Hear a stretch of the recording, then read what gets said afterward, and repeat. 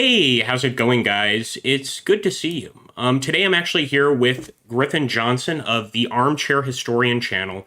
I don't think anybody would not know who this guy is. He's an absolute legend in the history community, and just does some really, really great videos, sort of informing people about different things of history and a lot of very niche conflicts. And I guess, Griffin, particularly with this game, this is a bit of a niche conflict, right? Yes, it is. We're covering the Victorian period, and we're covering the military side of things, specifically with battles. And I feel as though within the limited group of games that cover the Victorian period, they tend to focus on more geopolitical or technological developments. And what we've tried to do with this game is zoom into the military developments of the industrial era, the mid-19th century. And again, those years are 1853 to 1871. So really starting with the Crimean War and ending climactically with the Franco-Prussian War, a showdown between Prussia and France and the unification of the German Empire. And so let me ask you, why did you decide to go with such a niche conflict as opposed to, say, like World War II or something, more common, a safer option, I guess, as a developer? Well, funnily enough, we actually started off experimenting with kind of a World War II game. But honestly, to do, a real-time advanced, like tactical game with tanks and planes and infantry, that all seemed not only a little derivative, but also maybe just the scope was a little too big for a first-time kind of studio. With it, really, when we started off, it was just me and my developer Aaron, and that was it. So the scope was a little too large for that, and we really didn't have any unique ideas to stand out if we did complete that game. And I had developed a tabletop wargaming system in the background that had no connection to making it a video game. It was just something I was doing for fun. That started out Napoleonic, but as I built a community around it, they were like, well, why don't we do the Victorian period with your wargaming system if there's already a billion Napoleonic systems? So we decided to transition to the Victorian period, and we're thinking, as much as people want to make especially the mid-19th century seem like a very peaceful period, some of the largest wars in history around the globe all occur during the time, and some of the largest technological advances in weaponry also happen during this time. Even within these 2 decades, you have the American Civil War, which remains the deadliest war on American soil. You have the War of the Triple Alliance as well, which is the deadliest, I'm pretty sure the deadliest war on South American soil. You have large imperial wars happening in Africa, like the Anglo-Zulu War, of which there's many films made about that. You've got the Boshin War in Japan, where Japan really modernizes. And the Taiping Rebellion still remains one of the deadliest conflicts in Chinese history.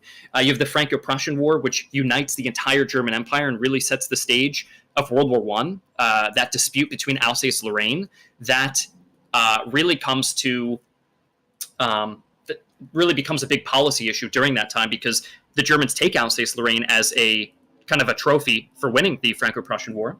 You have the 3 wars of Italian unification. You have the Crimean War. You even have the Russo-Turkish War in 1877. Really, all major powers of Europe and powers all around the globe are engaging in some of the deadliest and largest conflicts of that time. I really think it's overshadowed by it's a shame it's sandwiched between the Napoleonic Wars and World War I, and for that reason, a lot of games don't like to cover it, and a lot of people don't like to talk about that period. Right, I can imagine. And I mean, I'm certainly not going to be the first to say this, but I'm glad you guys made that choice and didn't just make a generic war game, but actually kind of went for something that few other studios are kind of willing to tackle. Mm-hmm.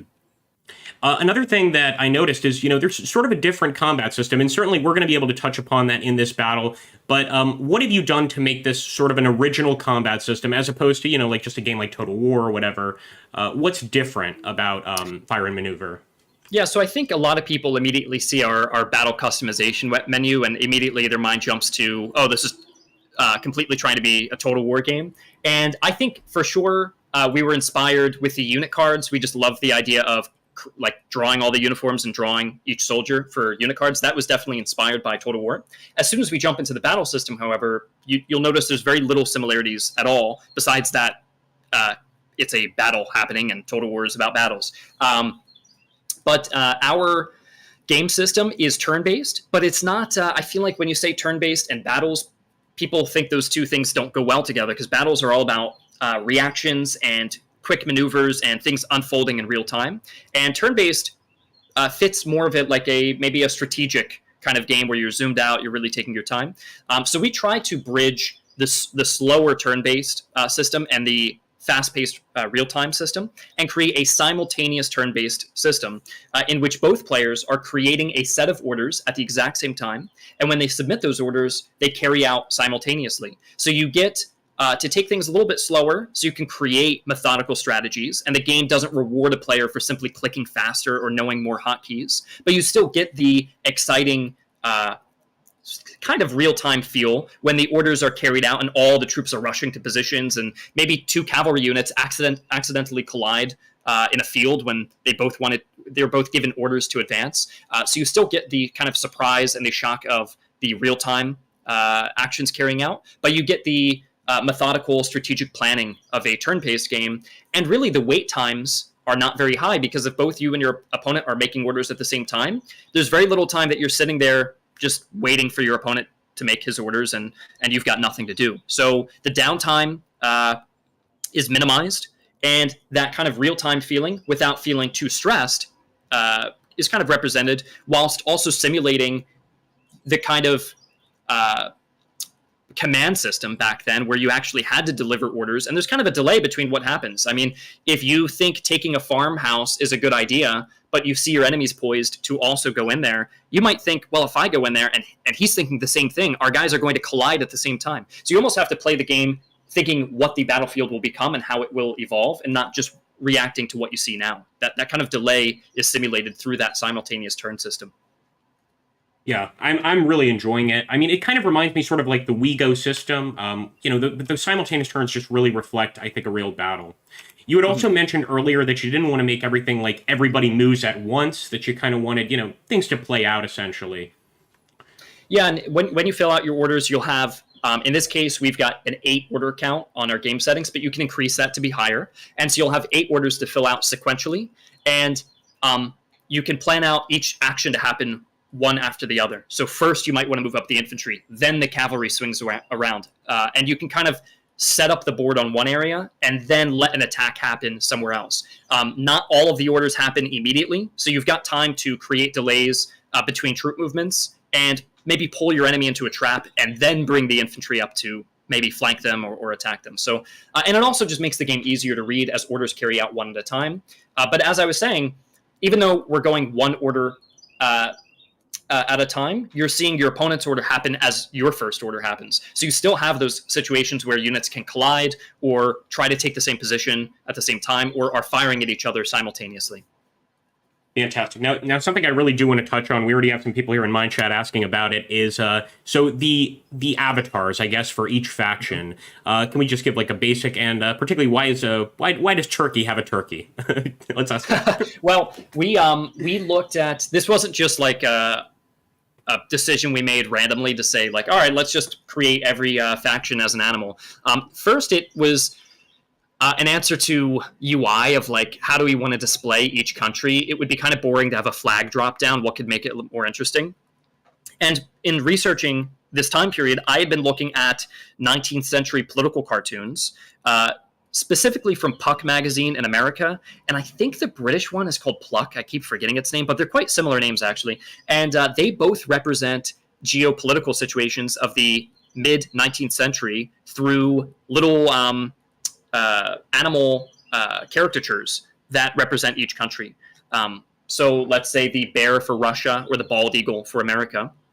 And we thought that would be a fun way to make faction selection interesting, whilst also being authentic. And a system in our game as well is, since the game will be completely free to play, and we don't want people paying to win, but we do still need them, the audience, to. We still need to find ways to monetize the game. We're going to be monetizing the animal avatars, so you can dress them up in historical outfits, also inspired by those political cartoons. So there might be a political cartoon showing a German eagle wearing a pickelhaube, and if you're good at the game and you're winning a lot of battles, or you want to spend some money on it, you could toss a pickle. How about on your German Eagle? Right now, both of our animals are a little naked right now, but once we add that progression system toward the end of this month, you're going to start seeing players dressing up their animals in different 19th century clothing and kind of showing off maybe a French cuirassier rooster standing on a little rocking horse as a kind of cavalry outfit, Right. or perhaps like a British lion dressed up like a police bobby of the 19th century. Yeah, that's absolutely fantastic. And that kind of brings me to my next question. So in terms of DLC, you were mentioning earlier the many wars that, of course, occurred during this period. Are there going to be any specific DLC that are going to maybe cover those wars? For instance, the Zulu Wars, things like that, or is that a bit much? Is that too much, essentially? Well, I think for now, the thing I'll speak on is on release, we're going to release the American Civil War DLC for the Union and Confederacy. We'll have like a trailer coming out for that maybe later this month.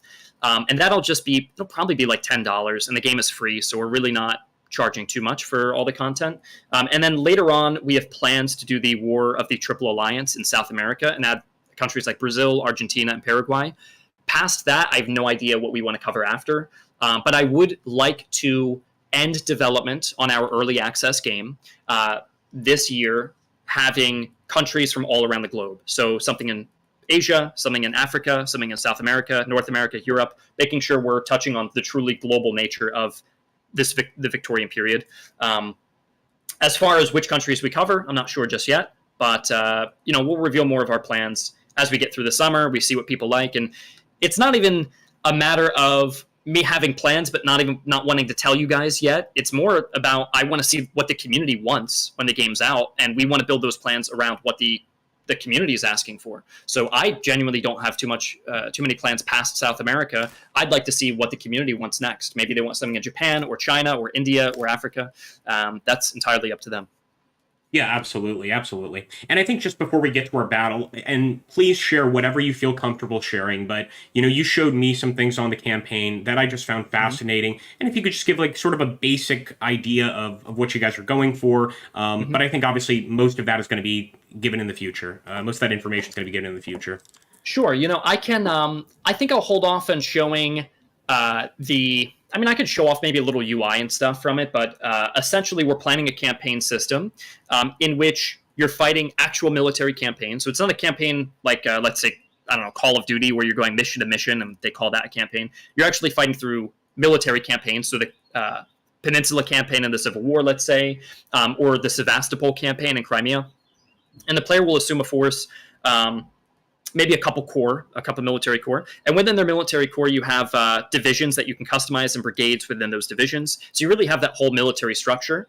And the reason we went in depth with corps customization, brigade level, and divisions, and even supplies between corps is because we wanted to make it feel like you were a general managing your army. So you won't be creating towns or setting foreign policy. You're just focused on that military campaign as a general and making decisions that the general would. So where your corps are moving to, how they're organized, which battles you're taking on, and then even policies. So we have a military policy system in which you can even set how long your troops can go on furlough, how long they can go on leave for. And that affects the troops' morale on the field. There's also railway policies. Of course, logistics is a very important part of warfare, and the 19th century is no exception. You have new innovations in field hospitals. That's another policy you can set.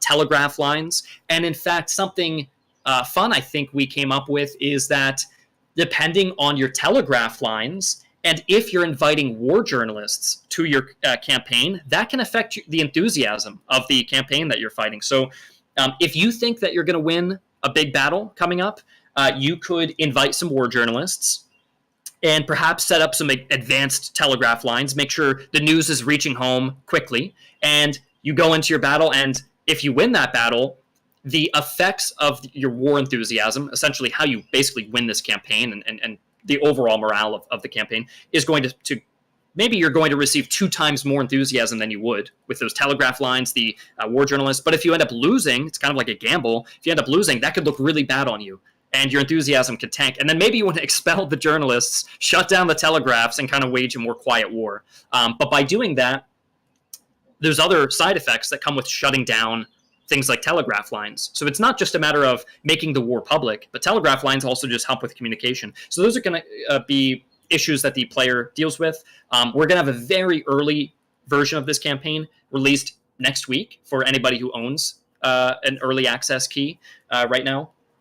And yeah, I think I'll talk more about it once we've got that system ready to show off in a couple weeks. And for now, I'm just going to, mention the kind of systems that'll be in place. I mean, that alone has got me extremely excited. Like just the fact that you got journalism, et cetera, it's just fascinating. And I think it's certainly an original approach to any strategy game. Now, that being said, let's get into this battle because I really want to show off the combat system. And I guess, guys, what me and Armchair here were discussing, me and Griffin were discussing, is essentially we're going to do the equivalent of like a Barry Lyndon-style battle. It's not a specific historical battle, but it's going to take place, in this case, during the Franco-Prussian War. And essentially, yeah, just a basic battle to kind of show off artillery, cavalry, and the infantry, of course. Mm-hmm. And what we'll do as well is I'm going to show what Agrippa is buying. I'm going to go show his stream, and you guys can see what force he's creating, and he'll kind of talk you through the way he's creating his force. And then I'll go to my force afterwards, and I'll start buying an army and then explain what I'm buying. Yeah, absolutely. So here's what I'm going for. I think Griffin already knows I'm in love with these Krupp guns. And I think, Griffin, you're the best at this. It's the range, right, that really makes these special, which is a range of 5. They can reach across the field and touch just about anything. Now, yeah, I'm exaggerating a bit, but they're amazing. Yeah, Krupp guns, especially on elevation, they can fire quite far. And even the Battle of Sedan, which is the battle in which Napoleon III gets captured in battle, really the loss, if you look at the casualty numbers, they're not that high, but a lot of troops were captured. And this is because Napoleon kind of maneuvered himself into an early, I think it was like an 18th or 16th century fortress in Sedan, which obviously those walls are not going to protect against modern artillery pieces. And that fort is kind of situated in a valley. And back then, it wasn't really considered that much of an issue because the hills that overlook Sedan are so far away that no artillery piece of the 15th or 16th or 17th century could reach. But by the time of the Victorian period, these artillery pieces can fire so far, specifically the German Krupp artillery, that the fortress being placed down into that valley really ended up being an issue, and the Germans surrounded the entire area and spent 2 days just bombing. They're really, again, those battlefield casualties weren't that high as far as like infantry to infantry combat, but the artillery casualties were high, and the bombing was so rough for the French that they just surrendered. They surrendered, I think, 100,000 troops on the second day, including their emperor, Napoleon III. And that 100,000-man army was supposed to relieve another force that was stuck in the same issue in the fortress of Metz. And the fortress of Metz was more defended, I think more updated, so it did fall in a couple days. It had stronger walls and it was a larger fortress, to my understanding. But quickly after Sedan fell, the forces in France leading the defense in Metz also fell, and that was about 200,000 men. So a large chunk of the French army had to surrender as a result of being surrounded and besieged by these large German Krupp artillery. So the Germans in our game have got some of the best artillery pieces, and that's what we'll probably see today. Fantastic. Well, I'm just going to quickly discuss sort of why I chose the units I did. And again, I'm definitely a novice at this game. I think you're going to absolutely have a better understanding of what to get, but this is my thought process. I absolutely love the Krupp guns, so I'm going to want those two as support, essentially. Now, when we were playing our sort of test match, I noticed that in a few instances, I was in charge range, but didn't necessarily have the appropriate troops for the charge. So I've taken these foot guard right here. These are heavy infantry, of course. They can also maneuver twice per turn. And we've also taken the Bavarian line infantry, who I think specialize in charges. Another thing is that this foot guard, I believe, is the most expensive unit for the Prussians, or at least the most expensive infantry unit for the Prussians. And then just some standard line infantry. I think I'm going to wrap it up maybe with either more line infantry or perhaps a couple more cavalry units. Maybe something somewhat more expensive over here. And also, guys, just for anybody watching the screen, if you go over here, you can see the ability of each of these units, of course, which is certainly helpful in determining which to select. Let's see. You know what? I'm going to take some Uhlans just so I'm not out there with one cavalry unit. And you've got 70 points left. if you buy him, or you can go with him. You've got 80 points left. You could probably get some militia then, can't you?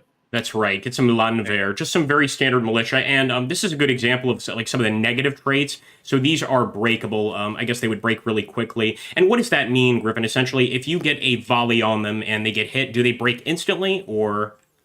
Yeah, once they're cohesion. So cohesion in the game is basically like your organization of the unit, and it's kind of training and discipline. Once that cohesion hits 0, once they're shot enough, those guys are going to break and start running. Most troops in the game, most of the companies are going to stand and fight. You might have a couple companies breaking off as casualties mount. The easily broken units, the whole regiment is going to retreat at once, and there's going to be a full rout with those units. They're just a lot less reliable than your regular line infantry or heavy infantry. Okay, very nice. Now, what I'd like to do is I'd like to watch your screen, because let's see how a pro does it. And if you could kind of explain to us, obviously the same way, just why you're doing what you're doing, I could certainly learn a few tricks here. Sure. Yeah. So if I'm going on the assault and I'm facing against Krupp guns, I want to make sure I've got a lot of infantry. So I'll grab immediately 4 right off the bat. I don't like to be too offensive with my cavalry. I just like to have enough to protect my flanks. So I might grab 2 hussars. They're light, cheap cavalry. I've got 970 points left. I might want some artillery to try to combat the Krupps. Perhaps in the lack of firepower, I can make up with that in mobility by getting horse artillery. And then 670 points left. I might grab 1 foot guard. Now, I've got a lot of points left, but I don't want to necessarily spend all of this because I can take Chassepot rifles, which are like modern bolt-action rifles, and equip that onto my units. And that's going to bring me down to 270 points, rather. And perhaps to finish this off, I can grab perhaps even just more line infantry. Maybe 1 less. I've got 120 points left. Grab 2 more Chassepots.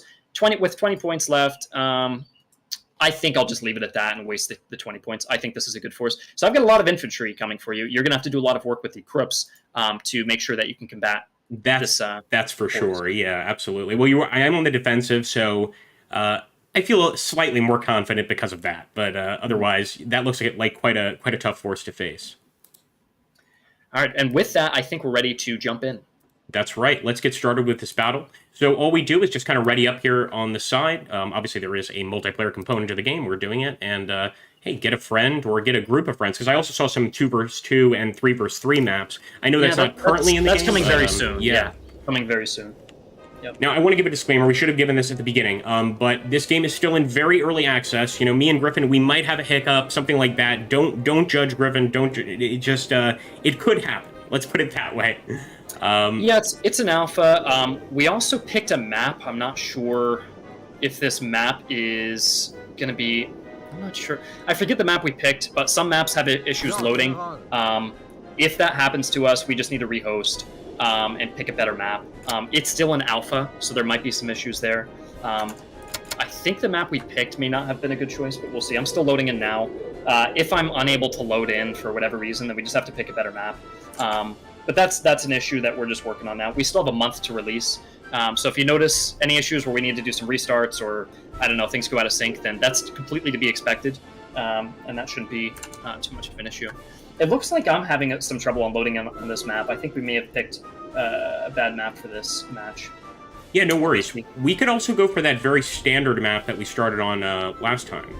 We get into the fighting right away, essentially. Yeah, I'm seeing your screen now, and I think going with the River Path map might be a better idea. So I might back out already. Yeah, let's do that. Let's do that. And we should actually exit and then rejoin, essentially, right? Just that's okay, fine. Let's do that. Yep. Let's pick a better map, I think. And I know some people are impatient; they want to see the battle so quickly. So we'll jump in. We won't have to redescribe our forces. We're just going to pick a map that I think will be better suited. And what I'll do for this game too is I'm going to let you have a few turns of grace period to kind of set up a defense, and then I'm going to launch my attack. I appreciate that. Yeah, absolutely. All right, let me know when you've got the room up. And you guys can see here, there's already other people who've got their rooms up playing some games. Make sure you set the appropriate time period as well. Yep. So we have 2 time periods in the game that you can play: the Age of Glory and the Age of Rifles. And Age of Rifles has got like more modern equipment, and so you can get like those modern Krupp guns using the you should be good to go, Griff. Cool. Yeah, you guys can also see how to pick a faction is here. I forgot to show that off earlier. Of course, I know people are impatient; they want to see the game, so I'm just going to jump right in, not bore you with hosts and stuff. Okay, let's do these guys. We also decided, guys, to just do essentially 75% of the army needs to be destroyed to win, because in a real battle, if you've got 30% of your force left, you're pretty much finished anyway. So yeah.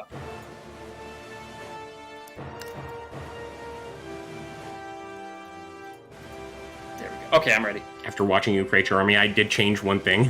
I changed something up. Let's see.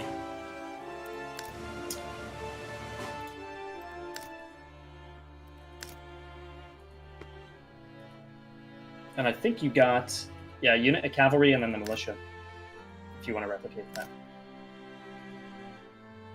I'm just grabbing one additional infantry unit there. Don't forget to go to settings there. And, absolutely. We'll pick a better map, I think. So we're going to take just the standard tournament map. And do a different season. I just hate winter. Absolutely. Although we should mention, that is pretty cool, that of course you can have snow falling, you can have it raining, nice and sunny, whatever you want. There we go. All right, you can ready up. We'll jump back in.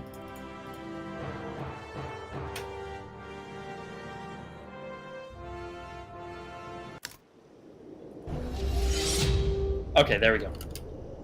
All good. Yeah, sorry about that, guys. We just had an issue with the map loading. I feel a little embarrassed on that, but it's all right. We loaded it now. Everything's working nice and fine.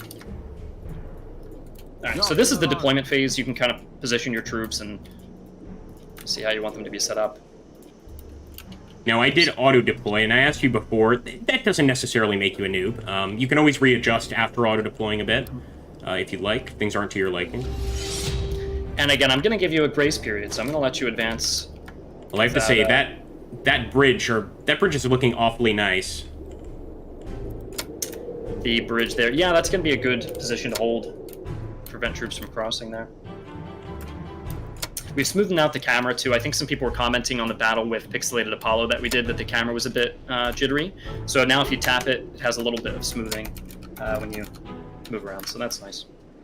All right, let's look at this. And I should mention, I'll actually show everybody here, if you just hit Control, you get this beautiful cinematic view. So there's sort of like two different views that you can go for while you're playing.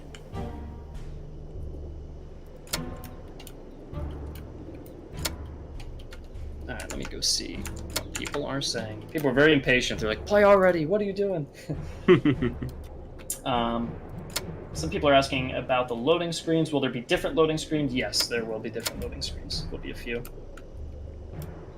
fact, while we're waiting, I could even show off another loading screen. It looks like we've got Prussian line infantry moving up.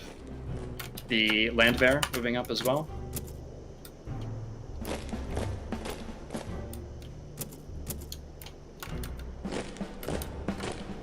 I think these are Dragoons, or they are Saxon. Yeah, these are the Saxon cavalry, Saxon Guard riders.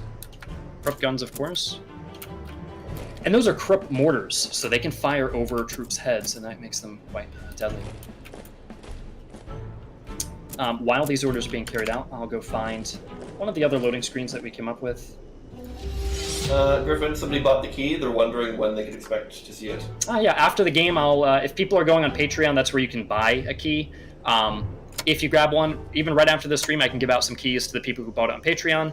And for those who wanted to make a YouTube video, anybody who has even a small YouTube channel, if they want to make a YouTube video about the game, we're going to be giving out their keys as well today. Also, another common question I've been seeing is people asking about wars in times that are too early or too late. So what years is the game set, just to be clear? So 1853 is the earliest, and 1871 is the end date. And for now, we don't want to go past that date. Anglo-Zulu War is 1879, so that's a little past that date, and I know people were excited about that. If we've got the time, the funds, the player base to do something like that in the future, we'll definitely look into it. For now, though, we're keeping the scope limited. And I also want to reiterate, I'm not, putting my game down in saying this, but, we don't have this is a brand new development team, and we don't have the budget and the people to create... if people are like, how come there's no full open world campaign map with 100 factions and X, Y, and Z?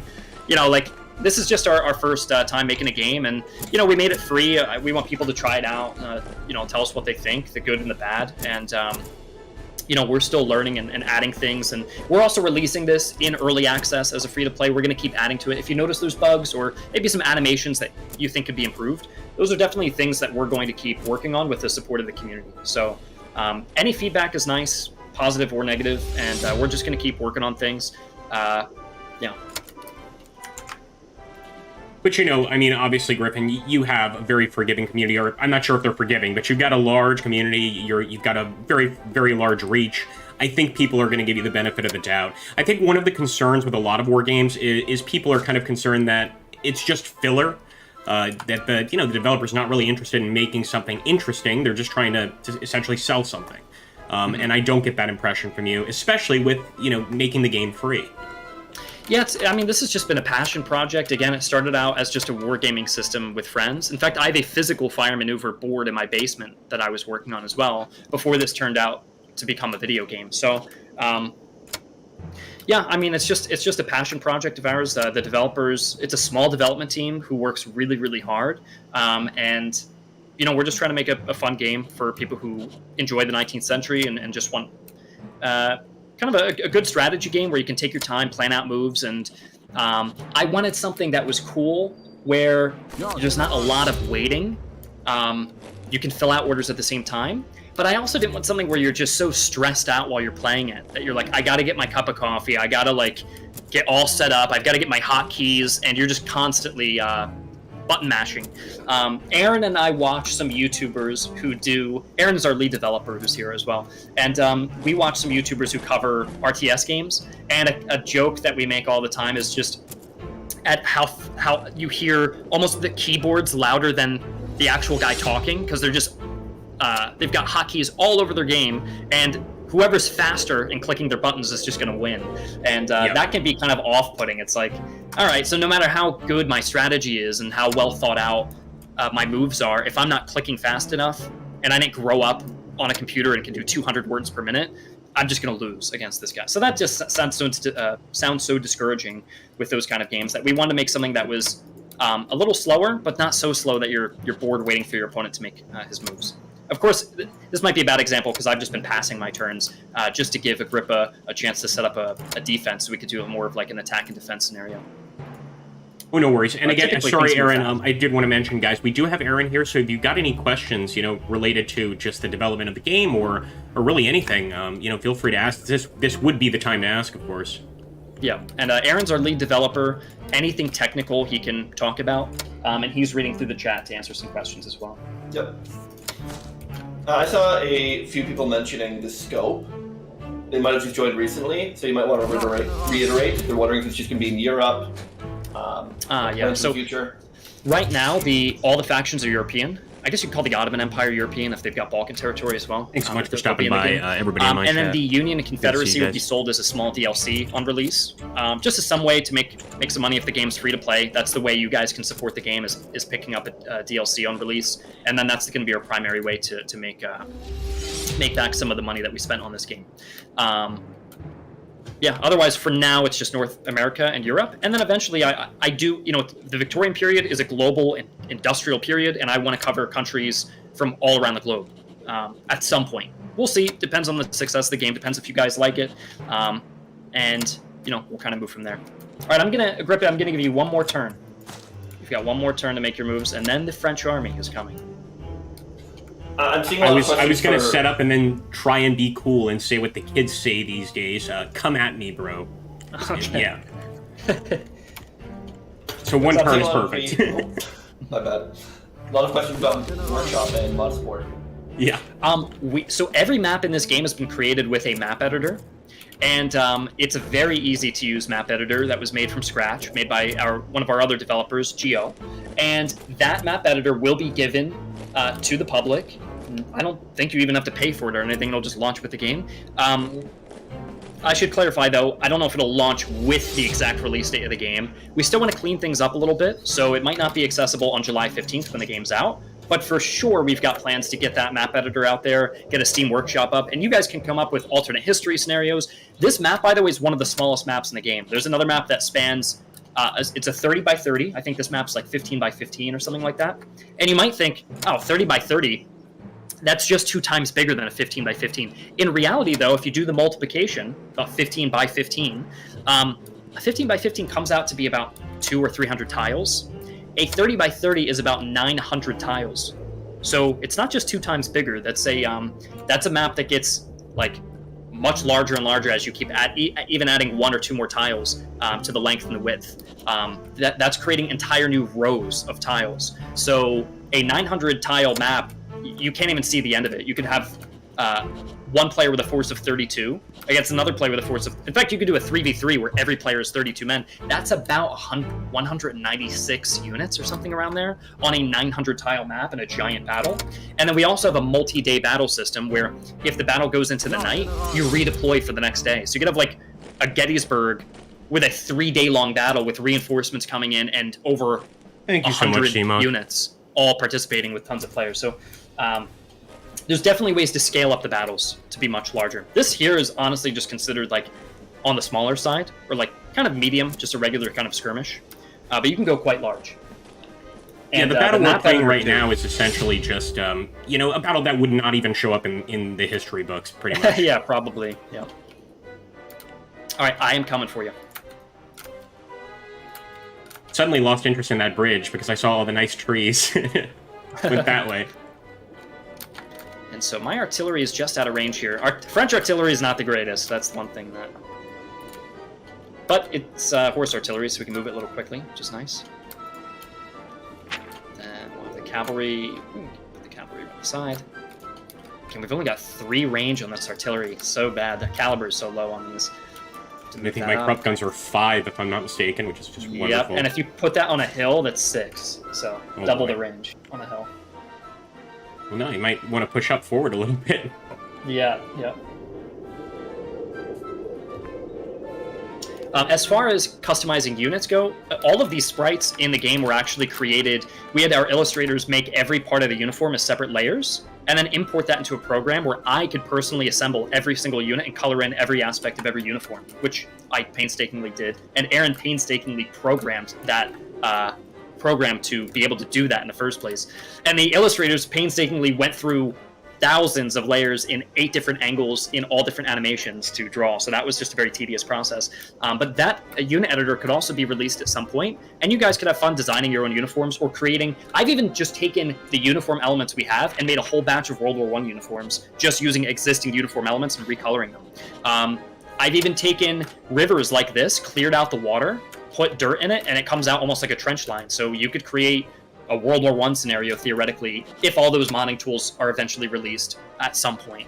I don't think for release we'll have that kind of extensive modding tools, but it's certainly a possibility with the infrastructure that we have. So that's exciting. Much of it's already fairly easy to do.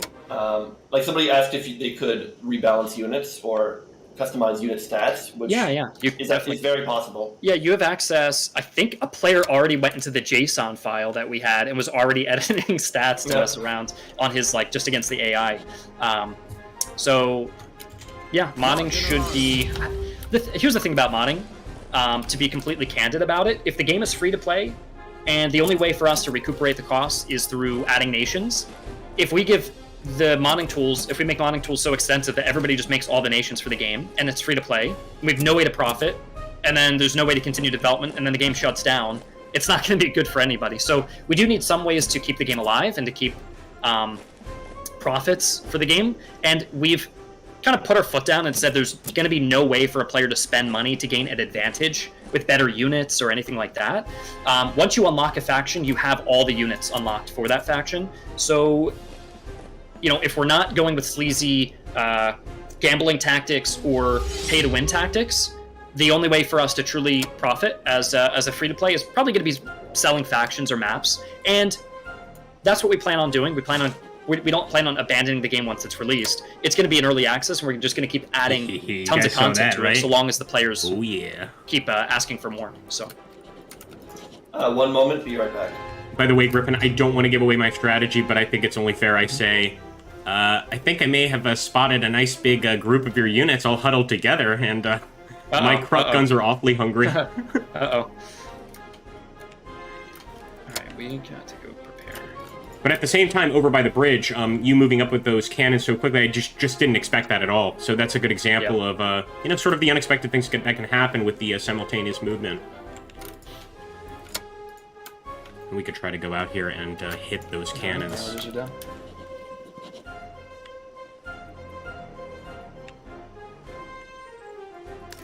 We're not going to be able to get them this turn, but... And also to clarify, one of the monetization systems that we will have is, I don't like in games when they add tons of cosmetics and uniforms and all kinds of crazy things you can buy, crazy outfits you can buy, and those outfits get applied to the character being used in the game. An example I use is Rainbow Six Siege. When I first bought that game, everybody was in, like, black SWAT outfits, and nowadays they go with something more casual, which I think a lot of people like. That's fine. It's just not my cup of tea. But the outfits now in that kind of game, if you pay $20, your guy can be dressed in blue jeans and a t-shirt in a SWAT operation, which I've always found odd. So we wanted to make sure that even with the cosmetics in this game, oh, the Crook Fire's coming in, the cosmetics, that you're not like painting your soldiers in pure, like, I don't know, pink uniforms and wearing blue jeans. Those cosmetics will just be for the avatar, that animal avatar that we were showing off earlier. Uh-oh. Cavalry coming straight for our artillery here. Yeah, I didn't want to give them a chance. I figured I might as well shut that down as quickly as possible. But then again, you could flank me, so it was a risk. Yeah, we'll see what happens. Yeah, as Charlotte puts it in the chat here, cosmetics not breaking the atmosphere. Yeah, we do not want cosmetics to... I would hate if you had, like, guard grenadiers in blue jeans walking up to the battlefield. We don't want that. So we might have ridiculous outfits for the avatars, and I think that's fun, but it'll never break immersion once you actually get into the battle, if you want to ignore that part of the game. I see a lot of comments about whether the game will be available on mobile, and no, we don't have any plans for that. Yeah, we don't have any plans for it. It's a little hard. It's already, like... There's a lot of controls going on the computer, so to translate that to... It's also a brand new dev team. Even Total War hires a completely separate studio to port their games to mobile, and the only games that have been ported to mobile are the ones from the early 2000s, like the original Rome Total War. I forget the name of that studio, but they've got to hire a whole development team just to make something mobile. We're like 3 developers, so... this is just our first foray into game development, and we're just kind of experimenting and just making something simple. There's some people a little confused about the game modes. Have you mentioned the campaign, multiplayer, like the different ways to play? Yeah, so we have a historical battles mode where you could jump in and play immediately with a pre-made force against an AI, where you can fight famous historical battles. We will have a campaign mode where you have tiles that you can actually control where the movements of your troops go. And our supply system is very complicated. I don't know if that's a good thing or a bad thing, but you've really got to care about logistics and setting up supply depots, and if you're forming siege lines, you've really got to make sure you've got a railway established or a road established back to your HQ. That's very important. Oh, I'm missing this part of the battle. Yeah, I just hit you again with those Krupp guns. And then we've just got customized battles. You guys can create any kind of alternate history scenarios you want and just kind of play nice, Anthony. These scenarios you want to play. Oh, yeah. Uh-oh. Cavalry coming in, charging the artillery. Again, they broke immediately. Yeah, I didn't want to give those guys even a single chance to fire. And so he annihilated my artillery there. Usually they'd put up a little bit of a fight, but because he's got shock and melee drill, expensive heavy cavalry, I mean, they just stood no chance. My cavalry, which is a little lighter, the hussars, they would have a harder time immediately breaking artillery on a frontal charge. But that heavy Saxon Guard Rider cavalry, they did quite well. Now, actually, I made a common mistake, and that is when I crossed the bridge, I did not face my units. I'm still fine, because I can still fire this turn, but that's kind of a common mistake I guess could happen, just to a new player. Thank you, Josip Tito. Hi from Slovenia. Also, Yugoslavia. Thank you for the $2, buddy. Or the 2 euros there. A bunch of questions about if it's available to play yet. This game comes out on July 15th. You could sign up to the Patreon for $10 if you want to support development and get access right now. And those are currently the We're going to open up again with our Krupp guns there. All right, looks like German position pushed over the bridge, annihilated the French battery. We only have 2 columns, a little isolated on the left. A massed Prussian artillery position in the center. Enemies taking the hill, but we've got an assault coming in on the right. That's kind of what our battlefield's looking like right now. Also, something I want to work on is, you may notice during these ordering phases where you're kind of like planning everything out, it's awfully quiet. Like the atmosphere is just kind of like birds. We plan on adding like sporadic gunfire and having guys kind of like skirmishing with each other. It won't actually damage units, but just to build up the atmosphere to show that this is a battle going on. It won't be dead silent during order phase. That's something we'll work on eventually, is really improving the atmosphere there. And YouTubers can request free keys. That is correct. If you're a YouTuber, even if you've only got a couple thousand subs and you want to make a video on our game, you can request a free key on our email. I think it's ahinteractive@armchairhistorian.co, and that's where you can get a free key. But you've got to have an established channel. If you've got 0 videos, then we're not giving away free keys to brand new YouTubers, unfortunately.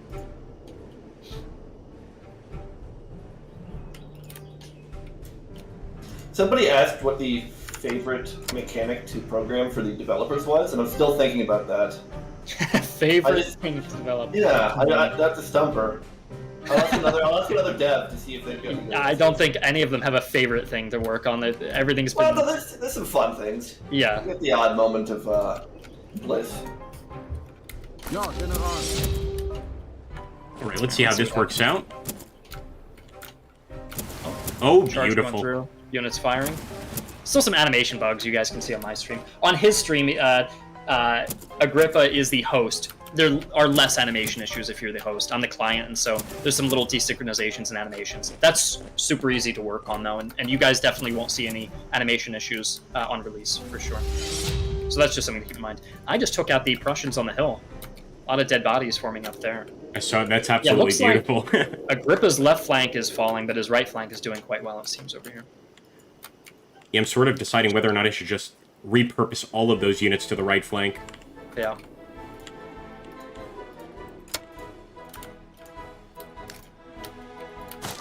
These guys are in cover. And don't forget to fire twice with the Krupps if you've got the orders to do so. Yep. I think that does it for my turn. Someone's asking, 40 subs aren't enough. Look, I don't even really care if you only had 40 subs. It's just that if you've got videos on your channel and you can prove that you're a competent editor, and you're going to make a video on our game, then you'll get a free early access key. If you've got 1,000 subs and you've got no videos on your channel, that's just when, if you've got no history of making videos, I can't get you a free key if you promise to make a video and you've got no videos to show. But yeah, if you're willing to take the time to make a video covering the game, whether that's positive or negative, we just appreciate people trying our game out, trying our project out, taking the time out of their day, and we'll definitely hook you up with a free key for that. No, and on behalf of smaller YouTubers, I really want to thank you, Griffin, for playing this game with me. I don't exactly have 100,000 subs or anything, and just the fact that you okayed it is really awesome. Frankly. Yeah, it's no problem at all. I appreciate you playing this with me, and I put a link to Agrippa's channel in the description of the stream if you guys want to check him out. He does a lot of strategy gaming. So I think if you like this kind of game, or Total War games, or just really just historical strategy, you'll probably like his channel as well. Yeah, I mean, similar to this game, I really did want to go for like obscure and niche games. That's what interests me. Obviously I still play World War II stuff, but those sort of games are a dime a dozen these days. All right, he's got a whole artillery firing line. I'm hiding in the forest, and you guys can see here these little barricade symbols add cover, so I'm lowering the damage that those Krupp guns can do by hiding in the trees here. I have to say, I'm really liking my cavalry. Yeah, they're doing good work. I did take out one of your cavalry units at the start of the game. You did. You did, yep. We're just in full retreat over here. 2 questions to answer. First, one of the developers got back to me, Gio, and he said his favorite feature to work on was the map editor. Yeah, map editor's fun to watch. I'd love to show this. Do a whole map editor stream at some point and make a map with you guys. I think that would be fun. You can make some really cool. And I spent so long looking through historic architecture to make sure every culture is represented in the buildings you can place down.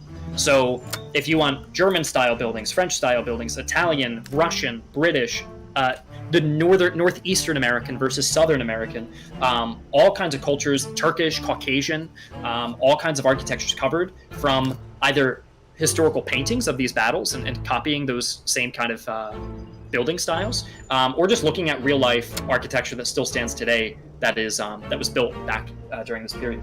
I think this map specifically has got more Eastern architecture. We can look at some of the buildings here. These are definitely like more Russian buildings. You can see an Orthodox church with the symbol on top there. Charge. Charge.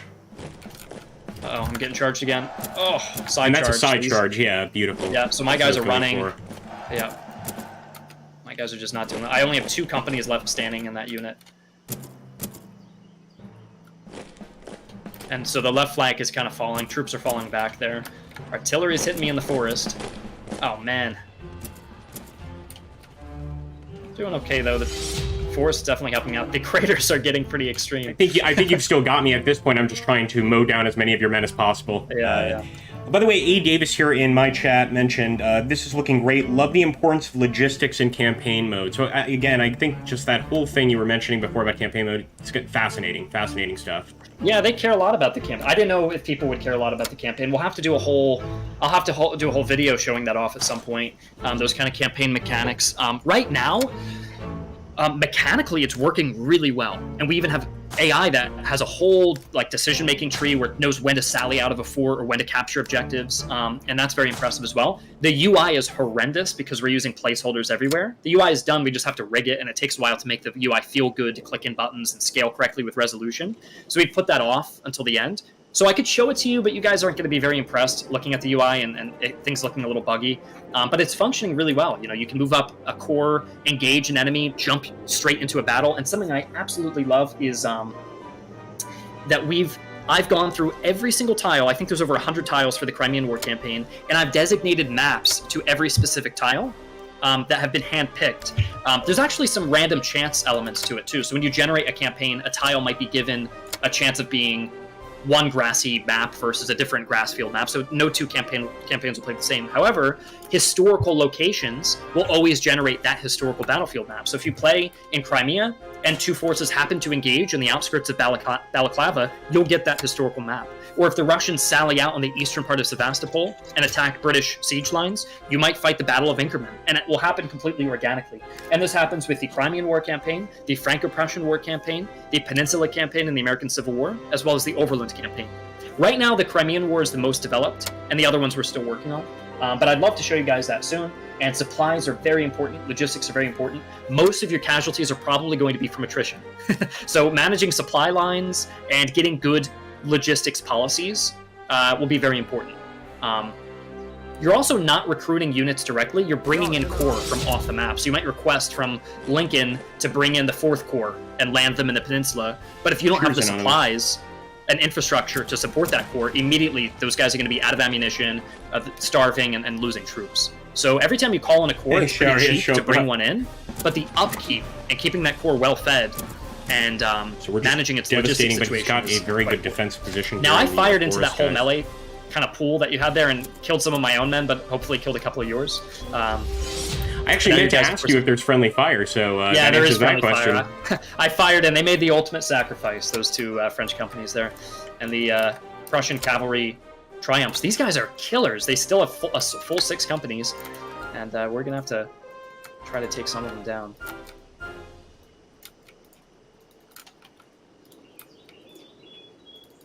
Alright, I'm going in very aggressive this turn. I'm going to try to do a lot of damage.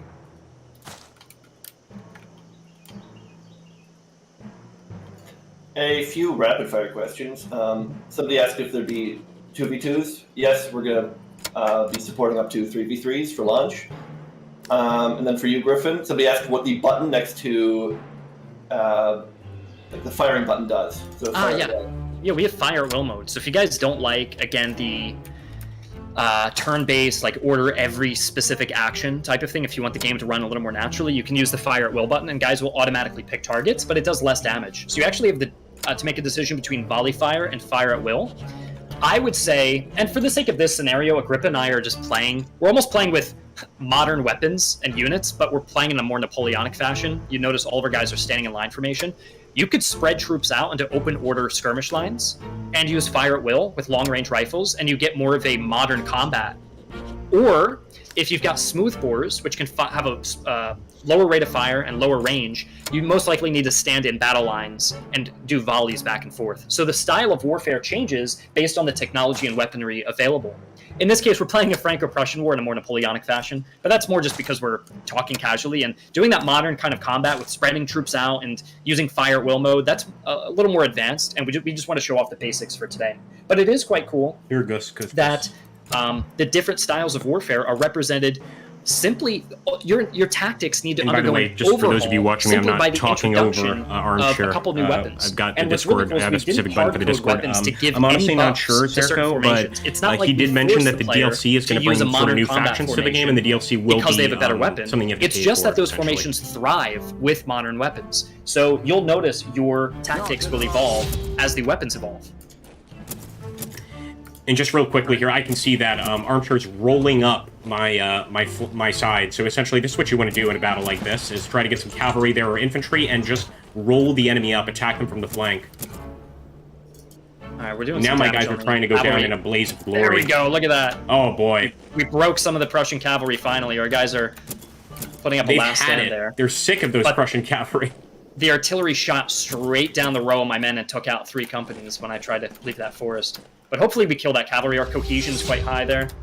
They're out of cohesion down to 3 units, so we should win that. I'm just afraid of being overwhelmed on this flank here now. Here we're just going to try to fire. shoot them. Damn, that forest is going to slow us down, so we're going to have to go around. See, the reason I sort of immediately changed position there with those 2 units, the 2 infantry units behind the bridge, is I just saw that your unit was kind of weak from the Krupp guns. So I was like, you know, he's a weakling. We can pick him out and destroy him. For sure. Damn, all the craters formed in that forest are kind of insane now. By the way, I'm not sure I did the right thing here. So new question. But with the infantry on that tile where the cannons are, I put them into square formation, seeing your cavalry approach. Yeah. Is that the right move, or? Well, your square formation is in reserve, and this is more of an abstraction, not necessarily like the most realistic thing in the game, but reserve units don't take damage, and reserve units don't affect damage. So if you have a square formation in the back, they're just kind of hanging out. What I would do is there's a button called Reserve Swap. It's the blue button all the way to the right on the bottom of your screen, and that will put the square in the front line, and if cavalry makes impact with a square, they just melt almost, and you can put the cannons in protection in reserve. So it's more of an abstraction. Even if I attack you from the rear, reserve lines, as a rule, always are immune to damage. So they're kind of just like kept safe, and the front line is always what's engaged. So you have front line and reserve line on tiles. Very interesting. So I'm gonna reserve swap that. It might be too late, but at least for the future, it makes sense. Yeah. Luckily, you're protected by that forest, and I don't have rugged cavalry, meaning I can't blitz through that forest. If I had like Texans or bushwhackers, like some Confederate rural cavalry, maybe I could blitz through that forest, but the more heavy, conventional French cavalry can't just go through the forest. We've got to go around. I saw a good question about urban combat and if it can be featured in the game. And yeah, so we already have a lot of tile modifiers. So roads will give you movement bonuses. Forests will slow you down and give you cover. Yeah. And you can already go into buildings and they'll give you cover. Yeah, buildings give cover too. Like this compound over here, this farming area, that will also give you cover. There are more urban maps. I think today we just added a historical battles mode, and one of the battles is the Battle of Bazay with the French against the Bavarians. Oh, Jesus, the Krupps just annihilated that unit. The Krupps took them out, and then also the infantry. But you did a ton of damage to my infantry down there. I didn't expect that. Oh, I broke that unit there. Oh, nicely done. It's because you stood in square and tried to reserve swap, and I just shot the breach loaders. Well done, well done. If I had done that a turn sooner, it may have been helpful, I think. Yeah. A good question for you, Griffin. Somebody asked about what are the green bars and what are the blue bars? Blue bar is cohesion. Think of it like a shield on your units that make them immune from damage for the first few shots. It's pretty much like the unit's organization. And once organization, or cohesion in this case, is depleted, then you do damage to companies, which are the green bars. Blue bars, the cohesion, can restore if you're non-adjacent to an enemy. Green bars, your actual company health. are permanent. So if you lose a company, in this case, I'm looking at this Prussian unit that's lost 1, 2, 3, 4, 5 companies out of 6. Once that last company's killed, the unit's depleted, and the rest of the troops are going to run away from the battle.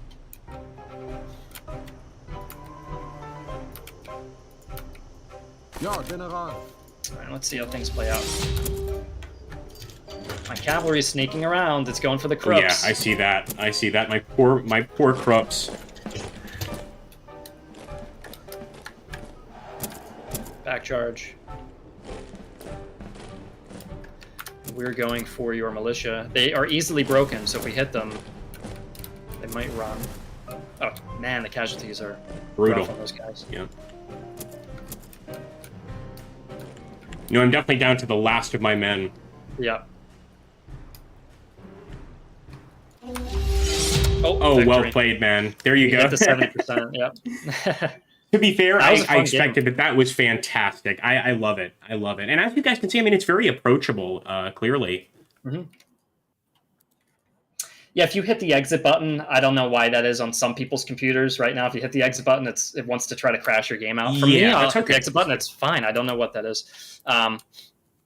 Yeah, that was a battle of fire maneuver. A lot of people ask about Fog of War, and I agree would be a cool feature. I want to save that for a whole realism mode in the future. Maybe like the post-processing desaturates everything a little bit, Fog of War hides enemy units, and cohesion could regain maybe slower, so gunshots are a little more deadly. And that would be, and range could possibly even be extended. But that could be a whole realism update far in the future. I do think that would be a cool idea. For now, though, we're keeping it casual and approachable, a little arcadey, just because this is kind of a new style of game. It's not as intuitive if you play Total War games. It's got a different feeling to it, so we want to keep things as approachable as possible until everybody's kind of comfortable with this gaming system. But yeah, we won instantly there just because the Prussians that are left, there's really only 2 regiments, and these companies gave up, surrendered, and that's the end of the battle. There's too few of them left. His cavalry made it out alive, though. There's 1 company left, and they surrendered just at the end before I could kill them. I also think you sort of did you showed a great example of, using sort of the trees for cover. Obviously, the terrain does play a factor. And I'm guessing that if those units had been out in the open, then 4 hits from a Krupp gun, they would have been obliterated. Much. For sure. Yeah, I was just hugging the trees. Yeah. In real life, technically, explosive shots on trees might actually do more damage because of splinters. But that's like a very particular detail that we wouldn't be able to simulate. So overall, cover is cover, whether you're in a farmhouse or a forest. That level of cover is going to be the same. However, we do have an upgraded level of cover for like cities. That's called hard cover. And then soft cover is like farmhouses and trees. So we have 2 levels of cover that you can utilize to gain protection from range damage. And in the case of hard cover, that even protects you from charges. You've got to send lots of troops in hand-to-hand combat to really push someone out of a building complex. Right. Well, I absolutely love that, Griffin, and I hope that I can, come back later and we can discuss, of course, campaign once that comes to fruition. Mm-hmm. This was just a blast, and again, I want to just give you a sincere thanks for reaching out to a notably small channel and doing this with me. It is a pleasure, and it was a lot of fun. Yeah, no problem at all, and thank you for playing with me. I appreciate you covering the game. Absolutely. Hopefully next time I'll get a win. I'll work on that. I think you did very well, though. That was very good for your first competitive PvP with me, and that was quite good. Prussians are a little harder to use because you've got to use that efficiency as much as you can, and Krupp guns are very expensive. So if you don't get a lot of kills with them, then you're probably going to lose the match. Because instead of getting the Krupp, you may have been able to buy 3 units of line infantry, and you got 2 Krupps, so you're sacrificing 4 to 6 units of line infantry.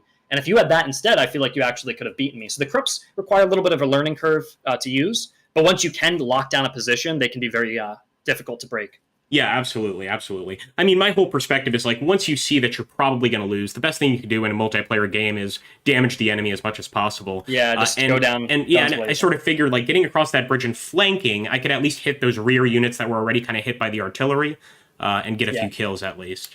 Yep. Alrighty. Cool. I'm going to answer a couple questions on my stream. If you'd like to wrap up, maybe you could. Absolutely. I'm actually going to jump over to your stream right now. Cool. But it was a pleasure. Thanks, man. And take care. I hope this game is a absolute success, and I have no doubt it will be. All right. Thank you. I appreciate it. Take care, man. Take care. See ya. Bye. Take care, Aaron.